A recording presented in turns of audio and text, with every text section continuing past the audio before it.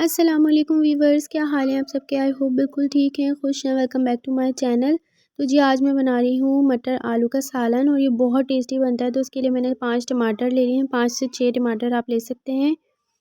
और इसको जो है मैंने चॉप कर लिया है। मैं अक्सर जब चॉप किए हुए टमाटर रखती हूँ तो कोई मुझसे पूछ रहा था कि आप इसको ग्राइंड करती हैं, तो मैं ग्राइंड नहीं करती। मैं इस तरह से इसको चॉप कर लेती हूँ क्योंकि ग्राइंड करने से उसमें पानी होता है और फिर वो जब हम उसकी भुनाई करते हैं तो वो अच्छी तरह से वो टेस्ट नहीं आता और भुनाई भी सही से नहीं हो पाती, या तो फिर बहुत ज़्यादा टाइम लगता है। तो ये देखें, ये मैं इस तरह के हैंड चॉपर से इसको बग़ैर पानी के ही चॉप करूँगी तो वो बिल्कुल ऐसे ही पेस्ट सा बन जाता है।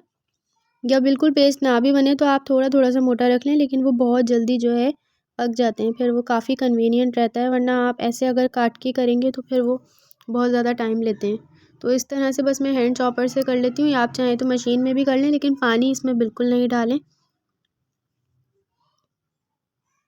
तो ये देखें, ये कितने अच्छे से हो चुके हैं। इस तरह से मैं बाकी सारे भी कर लूँगी। और बस इसके बाद मैंने ये मसाले ले लिए हैं, मटर आलू छील कर रख लिए हैं। और यहाँ पे मैंने टमाटर तकरीबन 6 लिए हैं, मटर ले लिया है मैंने आधा किलो ही मैंने आलू लिए हैं। और यहाँ पे मैंने लिए कुटी हुई लाल मिर्च 1 टेबल स्पून, मेथी दाना half quarter teaspoon, 1 tablespoon ही मैंने ज़ीरा लिया है और हाफ़ टी स्पून नमक, हाफ़ टी स्पून ही हल्दी ले ली है। ये सारे मसाले मैंने निकाल लिए हैं। अब मैं एक पैन के अंदर ऑयल ले लूँगी और इसके अंदर मैंने मेथी दाना और कुटी हुई लाल मिर्च को मैं इसके अंदर फ्राई करूँगी हल्का सा, और ज़ीरा हम इसमें डाल देंगे। ये तीनों चीज़ें हम हल्का सा फ्राई करेंगे जब तक इसकी खुशबू नहीं आ जाती अच्छी सी। और बस ये तीनों चीज़ें मैंने ऐड कर दी हैं। पाउडर वाले फॉर्म में जितनी भी चीज़ें होती हैं वो हम ऑयल में ऐड नहीं करते क्योंकि वो बहुत जल्दी जल जाती हैं।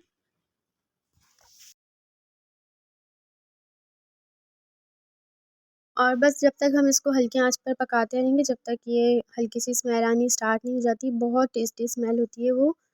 और बस अब इसके फ्लेवर्स भी इसमें आ चुके हैं, तो इसके अंदर हम टमाटर ऐड कर देंगे जब तक ये हल्का सा कड़क नहीं हो जाता। और बस अब हम इसमें टमाटर डाल देंगे। ये अच्छे से फ्राई हो चुकी है। ज़्यादा हमने डार्क नहीं किया वरना ये जल जाएगी तो फिर इसमें बिल्कुल भी टेस्ट नहीं आएगा। और ये देखिए, ये गोल्डन ब्राउन होते ही मैंने इसमें टमाटर ऐड कर दिए हैं।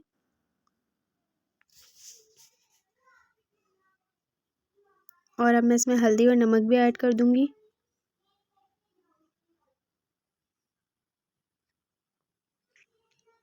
नमक जो है आजकल इतना ख़राब आ रहा होता है, ये पता नहीं हम लोग जो यूज़ करते हैं वो अच्छा नहीं होता, क्योंकि ये पिंक वाला सॉल्ट होता है जो हमारे घर में पिसवा कर लेकर आते हैं। ये वो वाइट नमक नहीं होता जो लाहौरी नमक या फिर कोई नेशनल वगैरह का होता है, वो नहीं होता ये। तो ये बहुत ज़्यादा डलता है, आप अपने हिसाब से अपना नमक ऐड कीजिएगा। और बस अब मैं इसको पकने के लिए रख दूँगी। ये देखें, ये अच्छे से इसकी भुनाई हो चुकी है। पानी बिल्कुल खुश्क हो चुका है इसका। तो ये देखें, ये भुनाई हो चुकी है। अब मैं इसमें मटर ऐड कर दूँगी। मटर के साथ में मैं इसमें थोड़े से चीनी के दाने ऐड करूँगी क्योंकि ये कलर जो है मटर का ख़राब नहीं होता, बिल्कुल ग्रीन ही रहता है।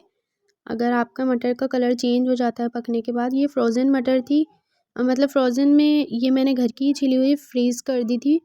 ये बाज़ार की कैन वाली नहीं है। और इसमें मैंने आलू भी ऐड कर दिए और साथ में मैंने 2-3 दाने चीनी के भी थोड़े से ऐड किए थे ताकि इसका कलर चेंज ना हो।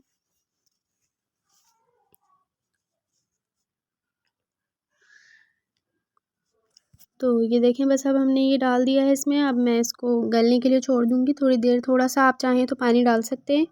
मैं अभी थोड़ी देर बाद ऐड करूँगी जब तक ये दम पर जो है आलू और मटर गल जाएँगे।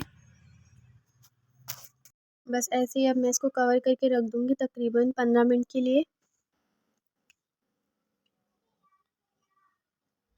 तो ये देखें, ये हमारे आलू और मटर गल चुके हैं। जितना पानी हमारा रिलीज़ होना था वो हो चुका है मटर में से, क्योंकि मटर फ्रीज़ की हुई थी तो उसका पानी लाज़मी निकलता है। और अब मैं इसके अंदर पानी ऐड कर दूँगी थोड़ा-सा, जितना मुझे शोरबा रखना है।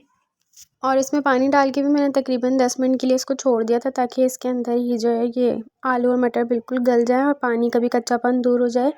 तो ये जो है रेडी हो चुके हैं। देखें कितने टेस्टी से ये बने।